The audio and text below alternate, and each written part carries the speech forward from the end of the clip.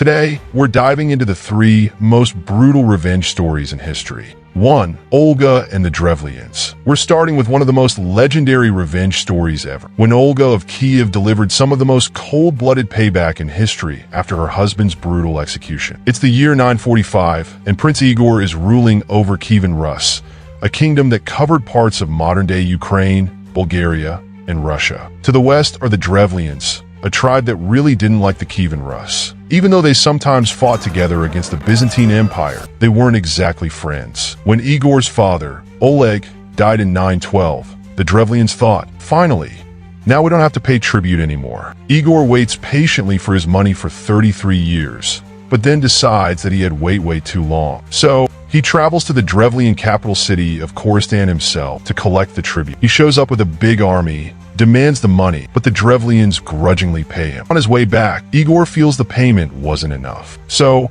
he turns around with just a few of his men and heads back to Khorasan to demand more.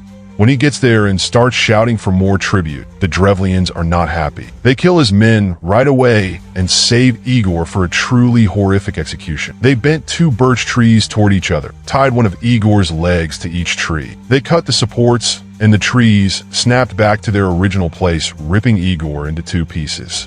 Sounds terrible, right? But it didn't stop there. Prince Mal, the ruler of the Drevlians, was feeling pretty good about himself, so he thought, why not take over the whole empire and marry the beautiful Olga, who was Igor's widow? But this is where everything went wrong for the Drevlians, because Olga was not someone you wanted to mess with, and she was really pissed about the death of her husband. Prince Mal sends 20 of his best men to Kiev to tell Olga what happened to her husband and ask her to marry him so they could combine their lands. To his surprise, Olga doesn't freak out. Instead, she seems calm and tells the messengers that they should rest by their boat for now, and tomorrow, her men would bring them into the city to meet her. The next morning, Olga's men walk down to the shore to get the ambassadors. But instead of just leading them to the city, they pick up the entire boat, with all 20 men still in. The ambassadors are amazed by Olga's hospitality. What great service, they think, feeling like royalty. But things take a sudden turn. See, while they were resting, Olga's men spent the whole night digging a huge trench. When they bring the Drevlians to the site, Olga orders them to dump the boat and all the men into the hole. Then, she commands her men to bury them alive. The Drevlians can do nothing as the dirt is piled on them, and soon they're all buried. But Olga wasn't done yet. She sends her own messengers to Khorasan, asking Prince Mal to send his best men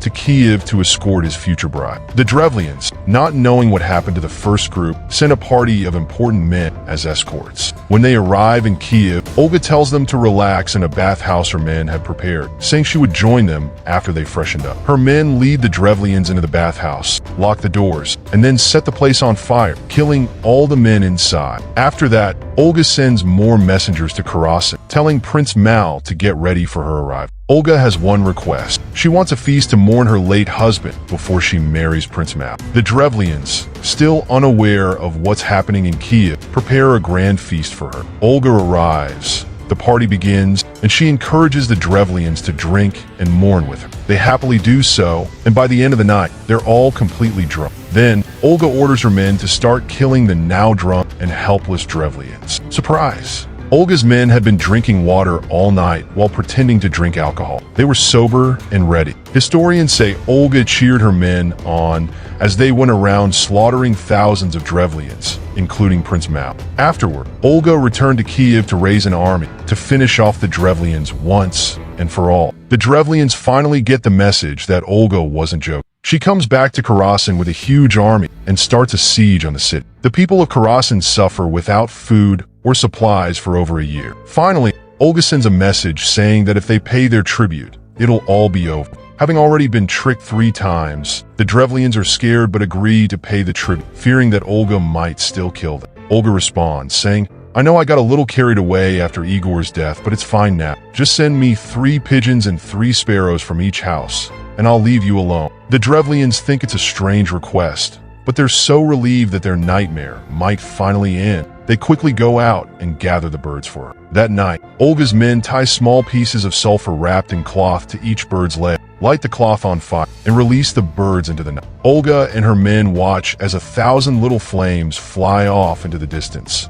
heading straight for the nest the birds had built on buildings in Khorasan. Within hours, the entire city is engulfed in flames. Olga watches as the city burns to the ground, and she later claims all Drevlian land as her own. So, yeah, they really should have just paid the tribute. 2. Genghis Khan and the Khwarezmian Empire. This story is probably the best example of mess with me and find out. And like most things involving Genghis Khan, the death toll in this revenge story is insane. So let's get into it. In 1218, Genghis Khan sends a caravan of 450 merchants and traders to the city of Otrar in the Khwarezmian Empire, hoping to expand his trade network to the west. But when the merchants arrive, the governor of the city, a man named Inalchuq, orders their execution. He then takes all the goods they brought and sells them to the rich people in the city of Bokhara. One camel driver from the caravan manages to escape and makes his way back to Mongolia to tell Genghis what happened.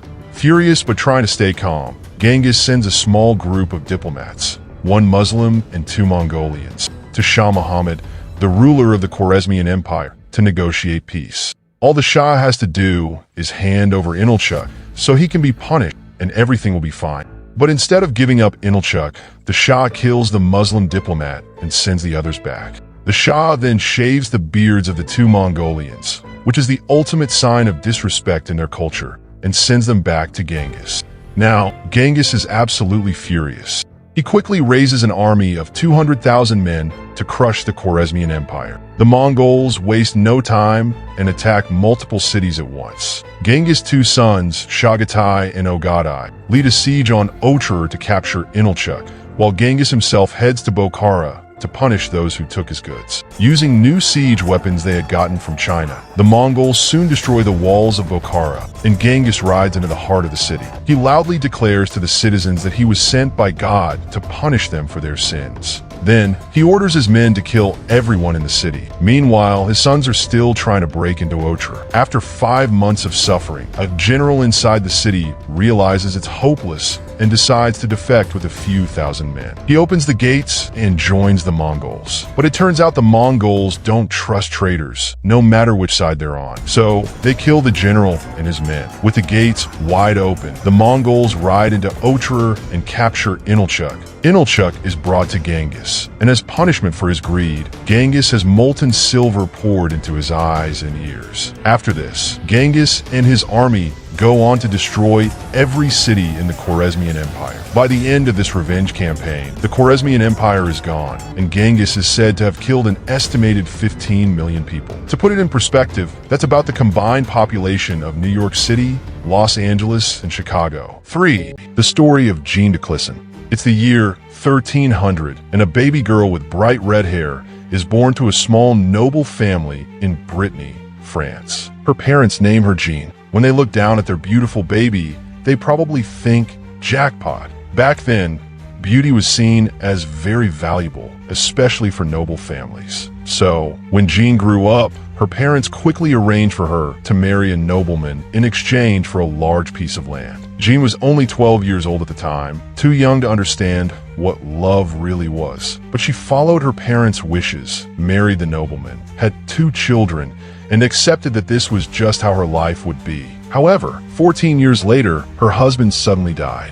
Now 26 years old, Jean was a single mother living in the Middle Ages. Being alone during that time was hard for women, so she needed to find another husband who could help take care of her and her kids. Luckily, she was still young and, according to the stories, very beautiful. Before long, she married again, this time to a man from Brittany's ruling family. But the family of Jean's new husband thought he would be better off marrying someone wealthier. So they convinced the Pope to cancel the marriage. Jean didn't give up, though. She later met and married another noble from Brittany named Olivier de Clisson. This time, things were completely different. Unlike most noble marriages, which were usually just for politics, Jean and Olivier actually fell deeply in love, lived a happy life. Jean had everything she could wish for: a loving husband, beautiful kids, wealth, and power. Life seemed perfect until 1341. That year, the Duke of Brittany died without choosing someone to take his place. A huge family fight over who should be the next duke turned into a long, brutal war called the Breton War of Succession, which lasted for 30 years. The kings of England and France saw a chance to gain more power. England supported John of Montfort, the duke's half-brother, while France supported the duke's niece and her husband, Charles de Blois. Jean and Olivier sided with the French and their king,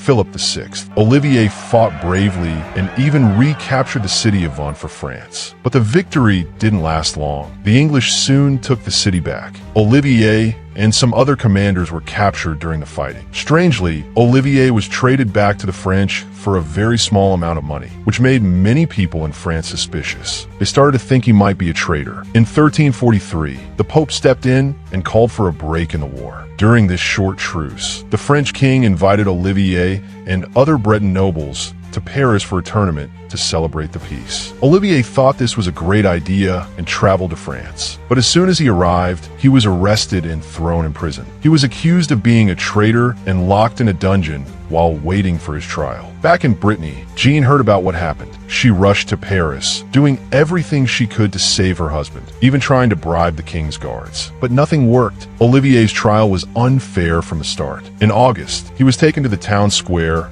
and publicly beheaded. His body was left hanging in Paris as a warning, and his head was sent back to Brittany, where it was placed on a spike for everyone to see. This was a terrible fate for anyone, but for a noble, it was the worst kind of humiliation. In Brittany, Jean took her two youngest sons to see their father's severed head, a moment that would haunt her forever. Jean forced her two youngest sons to stare at their father's pale, lifeless head. It had been dead for weeks, rotting and covered in flies. Inside, Jean was filled with rage, and she wouldn't let her children look away. They had to understand one thing: the king had to pay. At 43 years old, Jean made a vow to spend the rest of her life making King Philip's life a nightmare. She cut all ties with France and sold everything she owned: her land, her jewelry, and anything of value. With the money, she raised a small personal army. Her first target was Château de Tafou, a castle controlled by French loyalists. Jean approached the gates, crying loudly, pretending to be a heartbroken widow begging for shelter. The commander of the castle recognized her as a noble who supported Charles de Blois and allowed her in. But as soon as the gates opened, Jean's army rushed in and stormed the castle. The guard were caught by surprise, and Jean ordered her men to kill